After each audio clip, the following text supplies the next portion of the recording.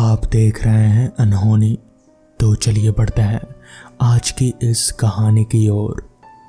कहते हैं कि गांव की हर मिट्टी में कहानियां छुपी होती हैं। कुछ कहानियां मनोरंजन के लिए होती हैं और कुछ ऐसी जो डर से आपके दिल को कपा दे, और कुछ सिर्फ सावधान करने के लिए। ऐसा ही एक गांव था, तीमरगढ़, जो अपने नाम के अनुरूप हमेशा किसी न किसी रहस्यमय अंधेरे में डूबा रहता था। तीमरगढ़ के बारे में कहा जाता था कि वहाँ एक हवेली नुमा घर है जिसे लोग चंद्रमहल कहते हैं। चंद्रमहल की दीवारों में समय के साथ दरारें नहीं बल्कि रहस्यों की परतें जमी थी। फरवरी की ठिठुरती रात थी, ठंडी हवा, सूखे पत्तों की सरसराहट बीहड़ से घिरे गांव के वातावरण को और भी निर्जन बना रहे थे। गांव के अंधेरे से घिरे शांत सड़क पर एक पुरानी गाड़ी धीरे धीरे आगे बढ़ रही थी। गाड़ी में बैठे विवेक, उसकी पत्नी आशा और उनके 2 बच्चे आयांश और निष्ठा। क्या सच में हमें इस हवेली में जाना चाहिए? आशा ने चिंता से पूछा। हमारे पास और कोई चारा ही नहीं है। मेरी नौकरी चली गई और अब हमारे इस पुश्तैनी घर के अलावा हमारे पास और कुछ नहीं बचा है। विवेक ने कड़वाहट भरे स्वर में दुखी होते हुए जवाब दिया। विवेक दिल्ली में एक मल्टीनेशनल कंपनी में काम करता था, जहां उसने कम समय में ही अपने कुशल काम के बल पर कंपनी के मैनेजमेंट में उच्च पद पर अपनी जगह बना ली। लेकिन विवेक की तरक्की को देख कंपनी के कई अधिकारी उससे जलने लगे और उसे नीचा दिखाने के जतन करने लगे। ऐसे ही विवेक के टीम में उससे जलने वाले कुछ अधिकारियों ने जानबूझकर सेल्स के हिसाब में कुछ बहुत बड़ी गड़बड़ी कर दी और सबने मिलकर उसका इल्जाम विवेक पर डाल दिया। कंपनी के ज्यादातर लोग विवेक के खिलाफ थे, जिस वजह से विवेक मैनेजमेंट के सामने अपनी बेगुनाही साबित नहीं कर सका और मैनेजमेंट ने उसे नौकरी से निकाल दिया। विवेक बचपन में ही अनाथ हो गया था और उसके चाचा चाची ने ही उसे पाला था। विवेक के चाचा चाची उसे पसंद नहीं करते थे। वो तो बस गांव के उसके पुश्तैनी जमीन और हवेली के लालच में ही उसे पाल रहे थे। विवेक कॉलेज के दिनों से आशा से प्यार करता था और नौकरी मिलते ही उसने आशा से ही शादी कर ली। विवेक के चाचा चाची शादी से नाराज थे, जिस वजह से विवेक अब अपने कंपनी के द्वारा दिए गए मकान में रहने लगा था। नौकरी चली जाने के बाद ना तो उसके पास दिल्ली में कोई घर बचा और ना ही कोई ठिकाना। इसलिए मजबूरी में उसने अपने पुश्तैनी गांव लौटने की सोची।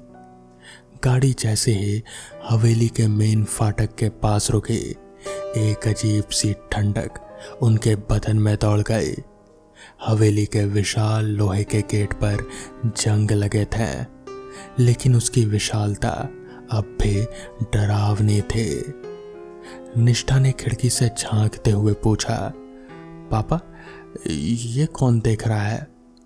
विवेक ने चौंक कर इधर उधर देखा, लेकिन कोई नहीं था। कुछ नहीं बेटा, तुम्हारा वहम है, उसने कहा। लेकिन आशा ने भी महसूस किया कि कोई उनके पीछे पीछे आ रहा था। जैसे ही गाड़ी हवेली के अंदर दाखिल हुई, हवेली का गेट अपने आप ही जोर से आवाज करता हुआ बंद हो गया। हवेली के गेट को ऐसे बंद होता देख सभी के मन में दहशत भर गई। आशा के मन में यही विचार आ रहा था कि इस बीहड़ से घिरे हुए घर में निर्जन हवेली और उसका परिवार कैसे रह पाएगा। उसे ये हवेली बहुत ही डरावनी और रहस्यमय नजर आ रही थी। उसका बस मन कर रहा था कि वो अभी अपने परिवार को लेकर यहाँ से निकल ले। हवेली के अंदर कदम रखते ही विवेक और उसके परिवार को एक भारी सा एहसास हुआ, जैसे हवा में कोई अनजानी शक्ति तैर रही हो। विशाल कमरों में दीवारों पर पुरानी पेंटिंग्स थे, जिन पर धूल की मोटी परत चढ़ी हुई थी।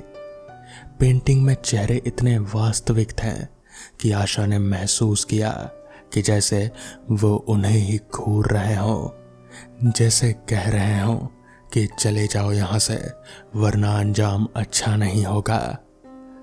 हवेली काफी समय से बंद पड़ी थी और गांव से कुछ दूर होने और जंगल से घिरे होने के कारण इस ओर कोई आता जाता भी नहीं था।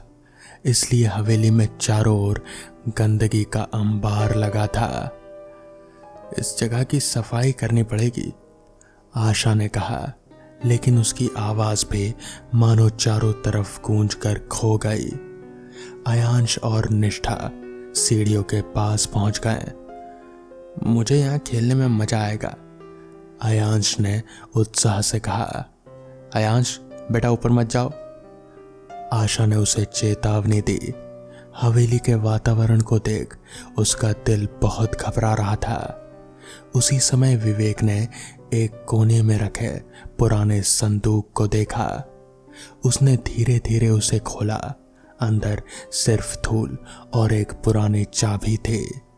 विवेक उस चाबी को हाथ में लेकर उसके बारे में सोच रहा था कि तभी निष्ठा के कानों में एक डरावनी आवाज सुनाई पड़ी।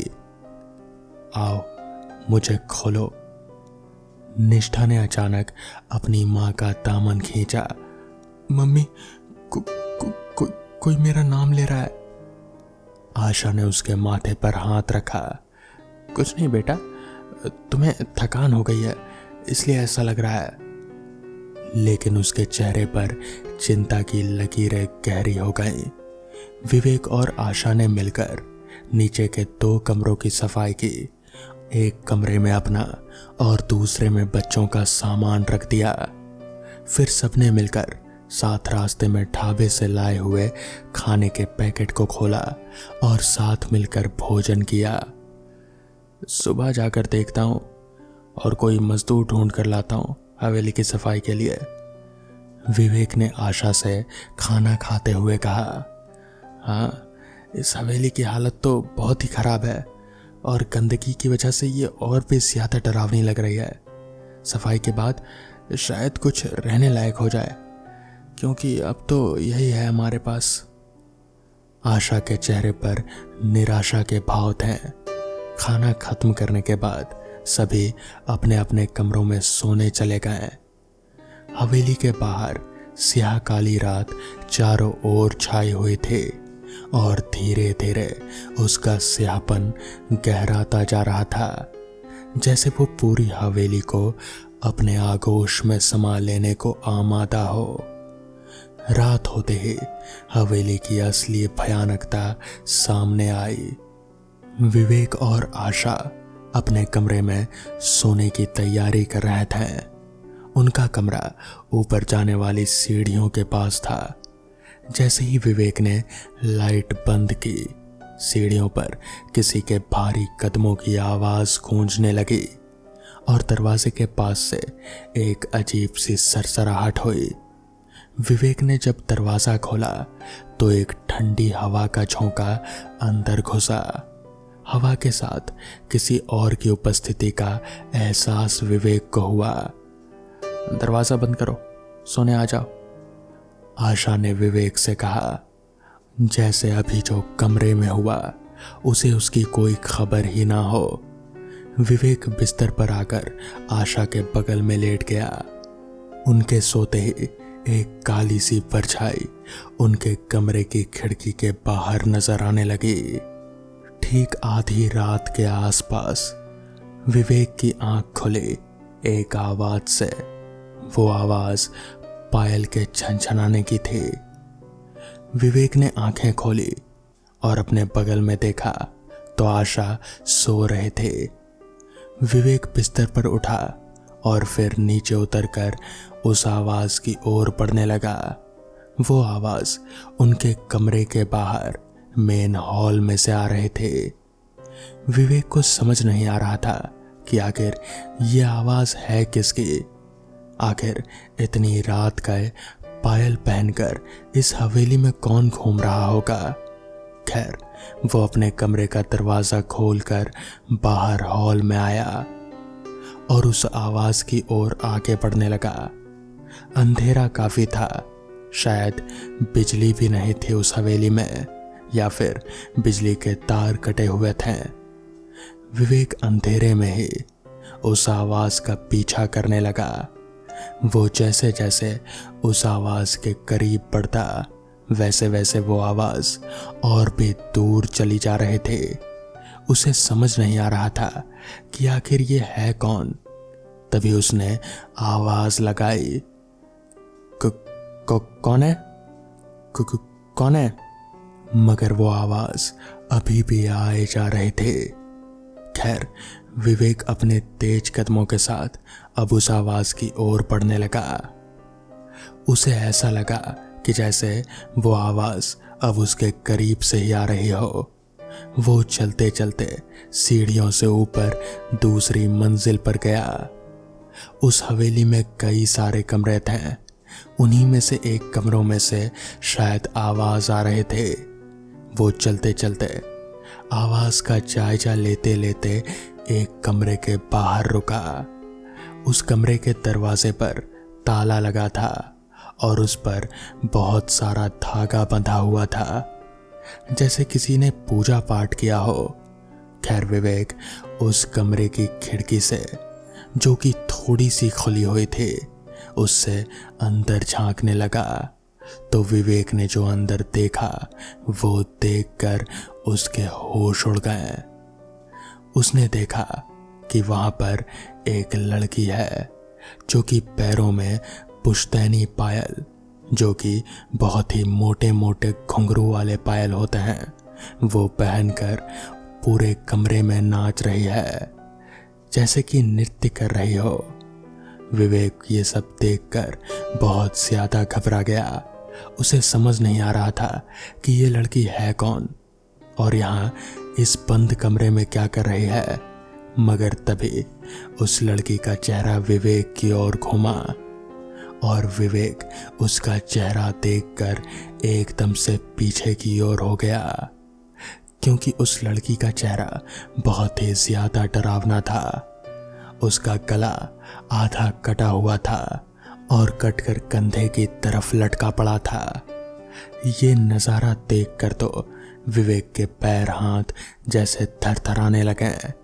उसे कुछ समझ नहीं आ रहा था कि ये क्या भला है, मगर वो इतना समझ गया था कि ये हवेली कोई मामूली हवेली नहीं है। मगर इतनी रात का वो कुछ कर भी नहीं सकता था। वो चुपचाप दबे कदमों से होते हुए अपने कमरे में वापस आया और पलंग पर जाकर दुबक कर लेट गया। जैसे तैसे सुबह हुई और फिर उसी सुबह विवेक और उसका परिवार, उन्होंने उस हवेली को हमेशा हमेशा के लिए छोड़ दिया। बाद में विवेक को पता चला कि दरअसल वो महल उनके पूर्वजों का हुआ करता था। उन्हीं में से उनके एक पूर्वज राजा समरवीर सिंह थे। वो थोड़े अजीब किस्म के राजा थे, बहुत ही क्रूर, और उनका दिमाग भी कुछ सही नहीं रहता था। एक बार उनके दिमाग में पता नहीं क्या चल रहा था। उनके सामने एक लड़की नृत्य कर रहे थे, पैरों में मोटे मोटे घुंघरू पहनकर। उनके दिमाग में पता नहीं क्या आया। उन्होंने अपना तलवार उठाया और उस लड़की की गर्दन पर चला दिया।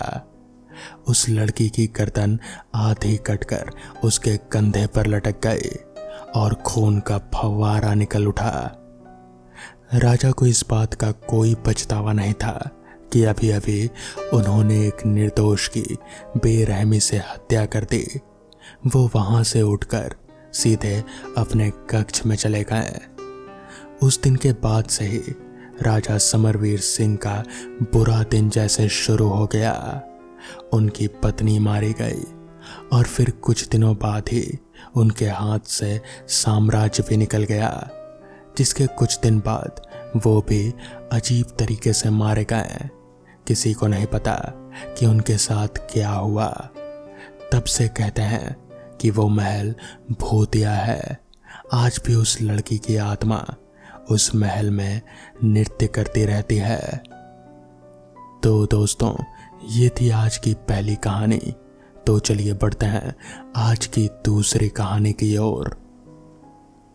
9 जून 1925। मैं अपनी पहचान के बारे में कुछ बता नहीं सकता। बताऊं भी तो क्या, कोई नाम ही नहीं, कोई जानने वाले ही नहीं। जब आंख खोले तो खुद के सर पर एक चोट का निशान पाया और जेब में बस कुछ पैसे थे और पुरानी यादें सब कुछ जैसे मिट चुकी थे। कुछ भी याद नहीं आ रहा था। काफी दिन तक मैंने किसी वैद्य के पास जाकर इलाज करवाया और उसके बाद फिर इधर उधर भटकता रहा। मेरी हालत कोई बढ़िया नहीं थी। खाने के लाले थे, जेब में पैसे भी अब खत्म होने को चले थे। भीख मांगने तक की हालत हो चुकी थी। उसी में ही जैसे तैसे गुजारा लेना पड़ रहा था। मेरी हालत पर कुछ लोग मुझे यही कहते थे कि शायद मेरे किसी पाप की वजह से मेरी ऐसी हालत हुई है और हरिद्वार जाने से मेरे पापों का प्रायश्चित हो सकता है। इसी वजह से 1 साल पहले मैं धर्म नगरी हरिद्वार में आया था। मेरे पाप धुले या नहीं ये तो मुझे नहीं मालूम, लेकिन यहाँ आकर मुझे बहुत से साधु लोग मिले। ये साधु लोगों में से बहुत से बूढ़े और कुछ जवान थे। इनका एक दल था जो कि केदारनाथ और बद्रीनाथ जा रहे थे। इन्होंने मुझे देखा और कहा कि मैं भी इनके साथ ही चल पड़ूं। मैंने भी सफर का रास्ता चुना और तीर्थ यात्रा करने के लिए निकल पड़ा। उत्तर प्रदेश के पहाड़ी इलाके गढ़वाल में पड़ने वाला ये अति सुंदर शहर आदिकाल से ही अपनी रमणीक नजरों और शांत वातावरणों के लिए मशहूर रहा है। हम लोग भोलेनाथ का नाम जपते जपते पैदल यात्रा करते रहे। जहां रात पड़ती उधर ही पड़ाव डालते हैं। अपने साथ थोड़ा राशन लेकर चलते थे ताकि खाना बनाकर रात को विश्राम कर सकें।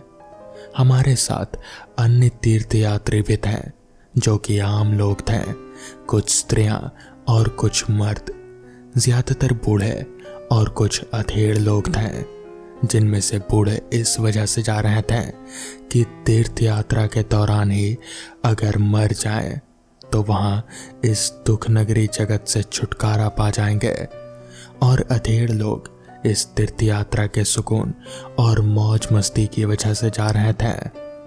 मुझे याद है एक दिन जब हम रुद्रप्रयाग के सुंदर शहर से गुजर रहे थे तो रास्ते में एक गांव में ठहर गए थे। यहाँ पर उस समय हमने पहली बार एक खास बात पर नजर डाली। वहाँ के लोगों के चेहरों पर जैसे डर था। हम लोगों ने एक सराय में रात बिताने के लिए चुना, लेकिन सराय का मालिक 14 लोगों को अपने सराय में एक साथ नहीं ठहरा सकता था। इसलिए तय किया गया कि सारे मर्द सराय के बाहर खुले मैदान में सोएंगे और बूढ़े और औरतें अंदर। रात के समय में हम लोगों ने अलाव जलाया और आग तापने लगे। मैंने एक सवाल एक साधु से पूछा, बाबा जी, ये यहाँ के लोगों पर आपने ध्यान दिया? खासकर वो सराय का मालिक, वो बार बार हमें घूर कर देख रहा था। ऐसी क्या बात हुई? तो इस पर साधु बोले, बेटा, ये लोग हमसे नहीं उससे डर रहे हैं जो रात के अंधेरे में निकलता है और बस शिकार करता है। उसे सिर्फ शिकार से ही मतलब है। मुझे उनकी बात कुछ समझ में नहीं आई, इसलिए दोबारा पूछा, मतलब कौन, ऐसा कौन है? तो इस पर साधु ने कहा, वो आदमखोर पिशाच। लोगों का मानना है कि यहाँ पर आदमखोर पिशाच का साया है।